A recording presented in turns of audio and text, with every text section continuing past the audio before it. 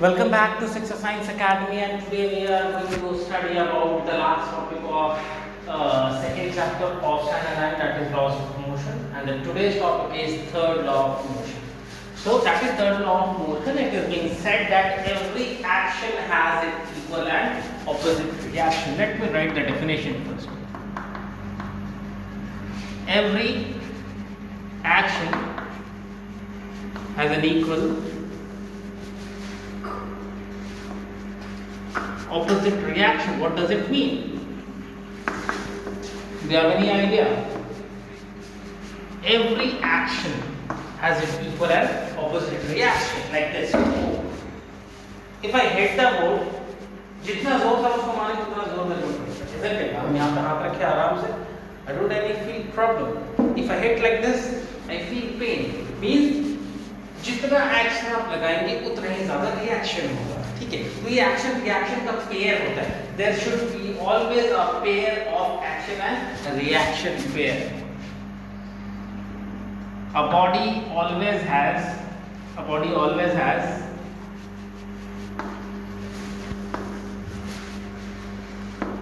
action reaction pair. Okay. Likewise, I kept chalk onto my hand. If it is kept onto my hand, how it is there? Look, this is a chalk which must have some mass over it, isn't it? Or it must be being attracted by the earth's gravity down to it, isn't it? तो अगर ये force लगा रहा है mg, that is मान लीजिए अगर ये 10 न्यूटन का फोर्स मेरे हाथों पे लगा रहा है तो मेरा हाथ भी इसमें कितना फोर्स लगा रहा होगा? 10 न्यूटन का. That is what action and reaction pair. जैसे एक टेबल पे अगर बुक रखा हुआ है, a book is kept over a table, then this is what the action which is acting downward, and the reaction is that acting upward. So this is what action reaction pair. अगर यही table इसको जोर से अगर reaction लगा देगा तो ये उछाल देगा उसको, isn't it? आपने देखा होगा कि आप बास्केटबॉल को आप बाउंस बैक करवाते हैं कहाँ से? आप बोर्ड से.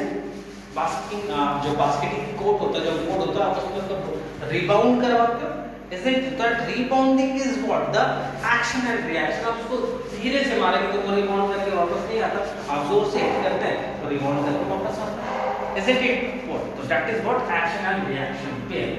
ये थर्ड इक्वेशन से आप कह सकते हैं कि हमारा काम लाइफ में बहुत ज्यादा इजी हो चुका है.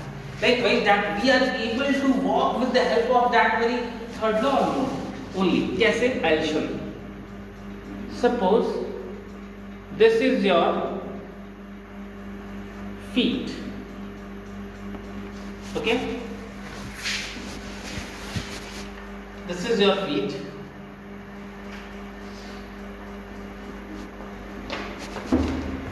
Pardon my drawing if I'm not able to draw it. You can see over here that if this is the contact of your feet along with the ground, over here what is happening? You are trying to push backward the ground. So this is what the action, and on the reaction, ground pushes you back in the opposite direction. You are pushing the ground. This is what action, and this is what reaction, and that is how you are able to move forward. Understood? अगर यहाँ पे मान लेते हैं कि slippery area रहेगा तो वो उतना रिएक्शन नहीं दे पाएगा, मतलब अगर यहाँ पे फ्रिक्शन कम रहेगा तो ये उसको उतना रिएक्शन नहीं दे पाएगा और आप मूव नहीं कर सकते. Means to move you need what? The reaction. There must be action and reaction pair. इसको प्रूफ करने के लिए I am having one example. Suppose you are on a boat. आप एक बोट पे ट्रैवल कर रहे थे और आप किनारे पे शोर पे पहुंच गए, ठीक है? और आप चाहते हैं कि आप इस पानी से बाहर निकल जाए. So what you do? You bring your legs outward of the water by pushing back this boat. आप जैसे ही कूद के शोर पे आते हैं तो आप देखिए कि बोट थोड़ा सा पीछे की डायरेक्शन में चला जाता है। तो ये कैसा है, ये एक्शन है या रिएक्शन है? This is what action. और रिएक्शन क्या होता है कि आप शोर पे आ जाते हैं, किनारे पे आ जाते हैं। क्लियर? ऐसे बहुत सारे एग्जांपल्स हैं। आपने देखा होगा बलून को फुलाकर रख दीजिए और उसका माउथ को ओपन कर दीजिए, गैस विल कम डाउन। तो ये क्या हो गया इसका एक्शन, और रिएक्शन में बलून ऊपर चला जाएगा। So that's why it is being called that every action has an equal and opposite reaction. इस बात को समझना है। So that is very easy. Understood? अब यहाँ पे एक क्वेश्चन अराइज होता है, हम उस क्वेश्चन को लिखना चाहते हैं। Okay, if you have understood, then pause the video and draw this and write it down also. Okay, I'm writing a question, or I'll just ask only that, as I have mentioned in this topic, that every action has an equal and opposite reaction. Then why any body moves? अगर कहीं किसी body पे equal और opposite reaction होता है तो कोई body move क्यों करता है? जैसे अगर there is a tonga you can say, okay,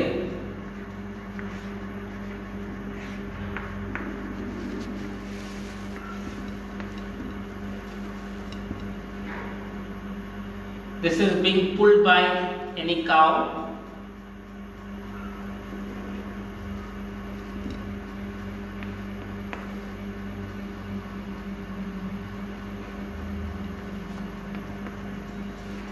Isn't it?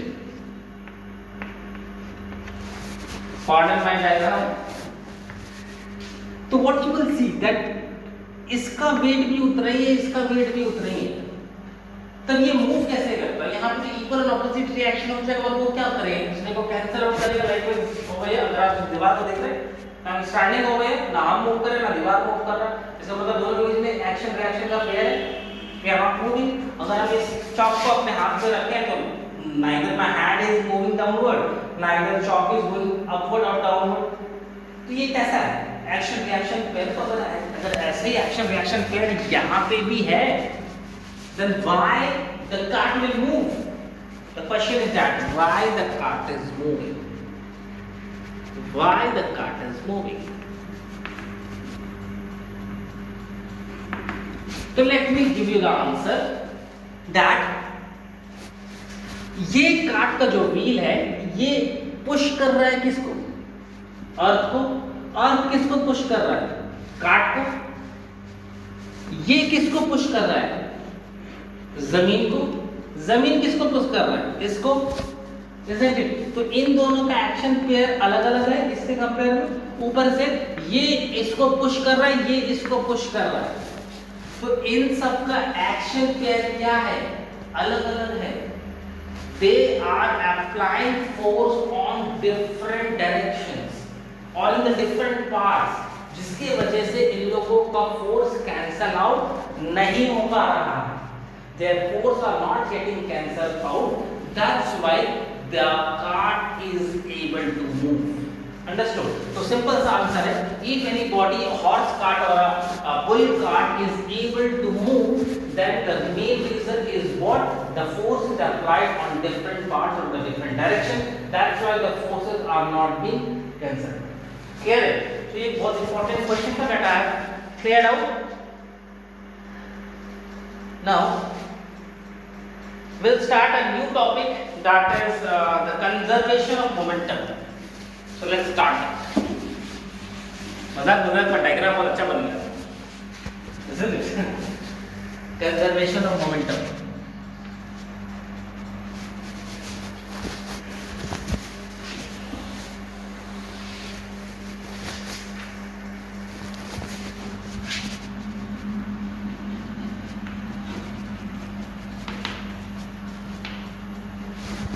Conservation of momentum ये क्या कहता है?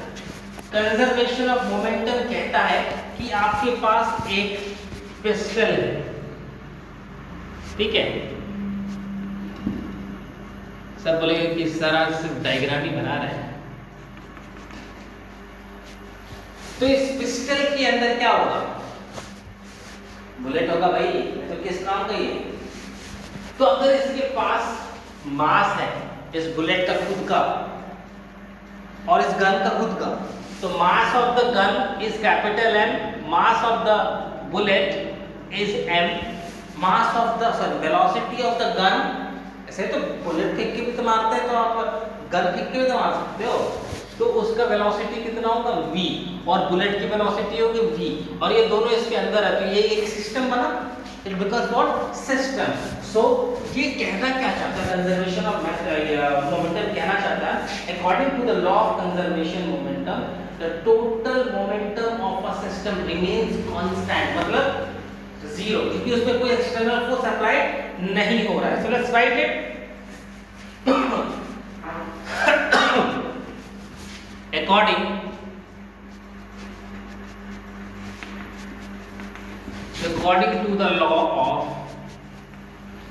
according to the law of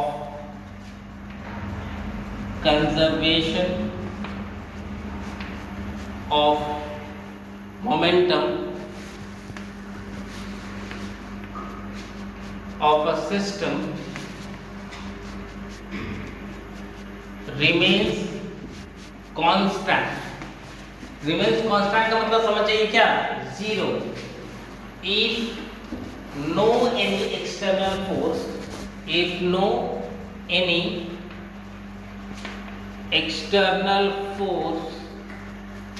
acts on it, अगर कोई भी इस पे एक्सटर्नल फोर्स एक्ट नहीं करता है तो उस सिस्टम का मोमेंटम टोटल कितना होगा? जीरो है। अब इसी को हम लोग प्रूफ करेंगे मैथमेटिकल कैलकुलेशन से। Will prove the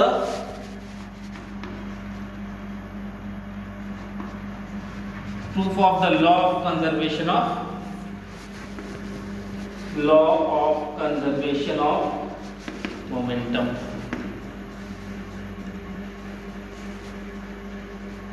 Okay, so let's prove it। Suppose you are having two different balls of different masses,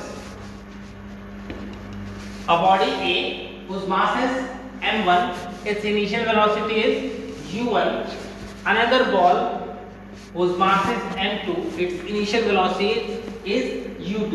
This is the situation when it hasn't been collided। So this is the system before collision। Okay, now after some time both the body get collided। So this is the situation during collision। This is the situation during collision। You will get m1 u1 plus m2 u2 because it becomes a situation for a time, system for a time। कुछ वक्त के लिए दोनों ही क्या बन जाता है? एक सिस्टम बनता है, m1 u1 plus m2 u2।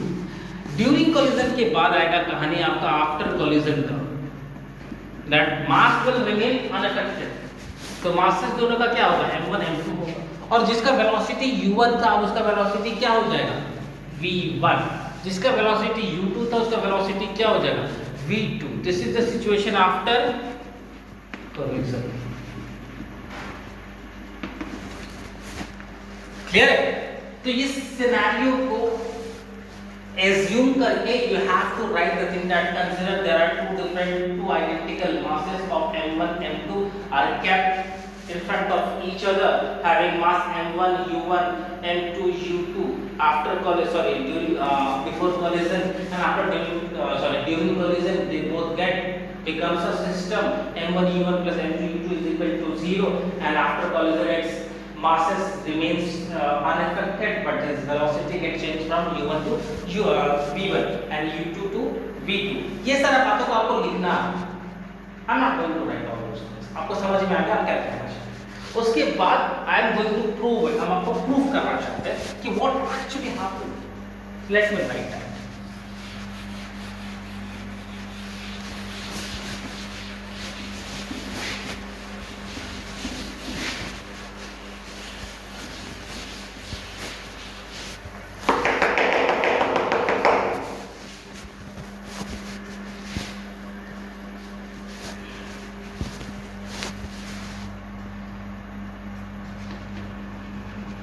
Total momentum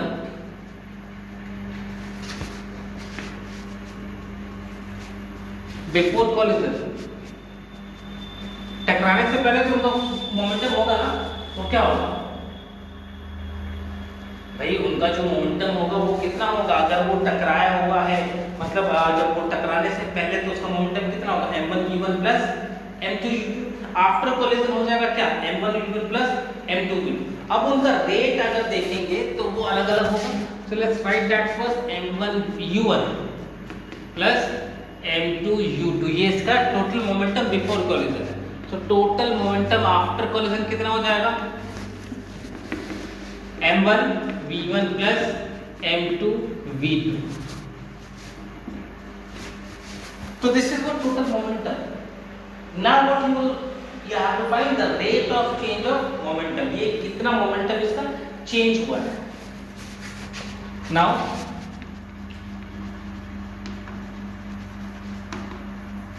rate of change of momentum.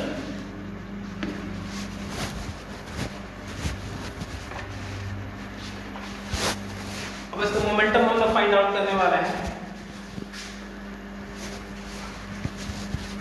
So you will write what, final momentum minus initial momentum by time. तो फाइनल मोमेंटम कितना है, m1v1 plus m2v2 by t minus m1u1 plus m2v2 by 2। So now let's do that, करते हैं इसको overall करना है। आप पहले तो बॉडी ए के लिए करेंगे, बॉडी ए के लिए क्या हो जाएगा आपका वैल्यू m1v1, और दोनों का अलग करना होगा। ओके, तो पहले इसका करते हैं, कितना हो जाएगा, बॉडी ए के लिए m1v1 minus m1u1 by t,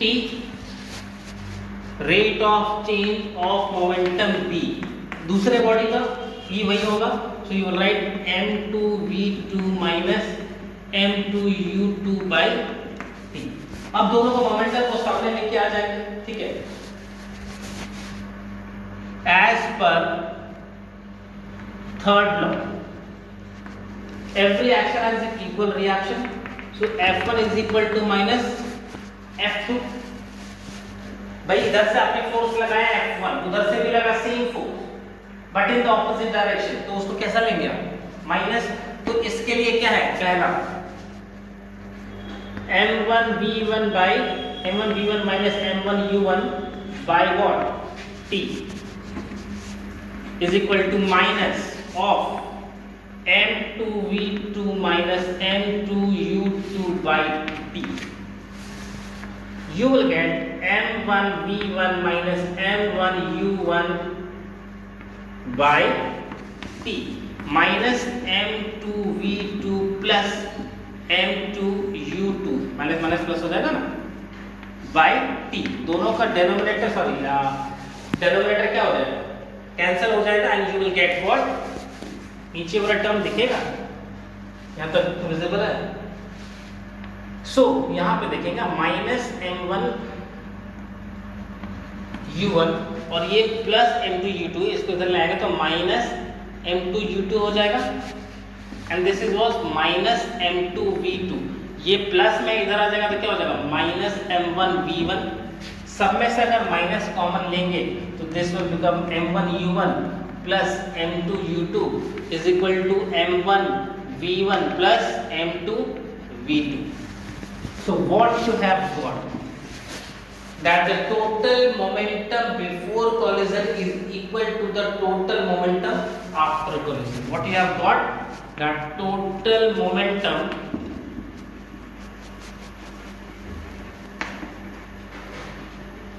before collision is equal to the total momentum after collision.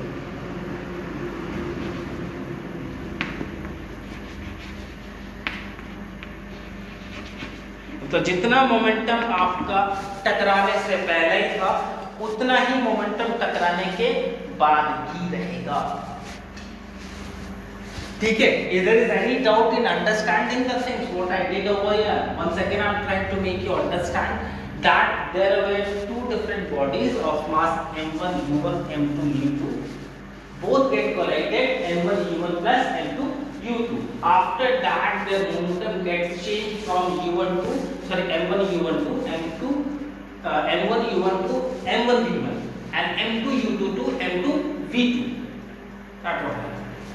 Then what I mentioned their total momentum of a system m1 u1 plus m2 u2, total momentum after collision m1 v1 m2 v2. Clear है? आप उनका rate में अगर check करेंगे तो bye की करेंगे. अब rate of change means what minus. तो दैट व्हाट आई डिड, दोनों ने मिला, फिर दो as per the third law दोनों को इक्वेट करा एंड वी गॉट दिस. चलिए अब हम लोग इसको इलस्ट्रेट करते हुए certain examples.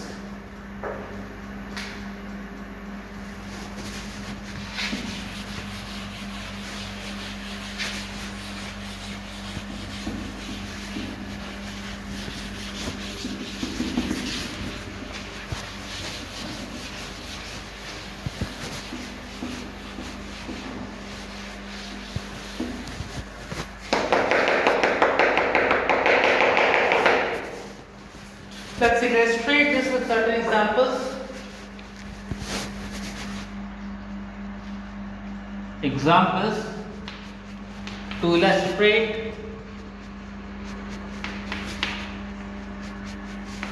the law of conservation of momentum. पहला तो आएगा आपका रिकॉइल वेलोसिटी फंक्शन.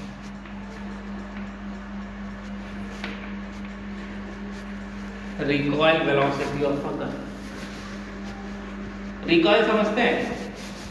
झटका. आप बुलेट फायर करते हो तो आपको झटका लगता है ना पीछे.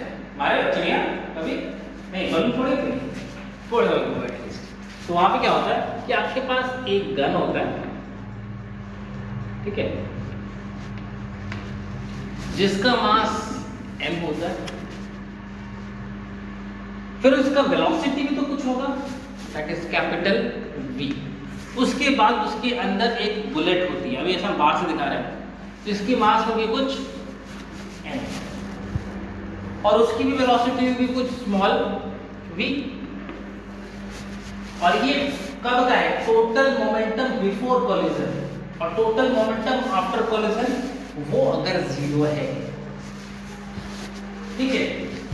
According to the law of conservation momentum क्या होता है? That the total momentum of a system remains constant if no any external force applies on it. अगर कोई एक्सटर्नल फोर्स उसका अप्लाई नहीं होता तो उसका ओवरऑल जो वैल्यू होगा वो कितना होगा? जीरो हो जाएगा. So can't you right it like this? इधर क्या तो माइनस हो जाएगा. So V is equal to what? mv by m. Simple है भाई. This is what recoil velocity. इस V को हम लोग क्या बोलेंगे? recoil velocity. मान लेते हैं कि एक बुलेट है जिसकी मास 0.01 kg है, ठीक है, और उसकी वेलोसिटी उतनी ही ज्यादा है 1000 मीटर पर सेकेंड, और मास ऑफ द गन अगर मान लेते हैं कि 10 kg है, तो कितना आपको झटका लगेगा उसको हम लोग फाइंड आउट करते हैं. यू विल गेट 100, ठीक है. So this will get cancel and you will get 1 metre per second but in opposite direction, इसलिए माइनस होगा. ये बात को समझ रहे हैं, ठीक है. तो ऐसे बहुत सारे एग्जांपल्स हैं. आप रॉकेट प्रोपल्शन का कर सकते हैं, लेकिन रॉकेट प्रोपल्शन का तो आपको अभी करना नहीं है, वो आप लोगों को स्टैंडर्ड लेवल में करना है, ठीक है. रॉकेट वाला बात मैंने आपको बता के रखा है. If I get the chance, I will make a video on the numericals based on this. Okay, हम न्यूमेरिकल से रिलेटेड वीडियोस जरूर बनाएंगे अगर आप लोगों को डाउट होगा तो. So please comment section में मुझे जरूर बताएं that you need the numericals videos to be published. If yes, then I will make a video of that of second or the first also. Okay, so best of luck then today. Thank you.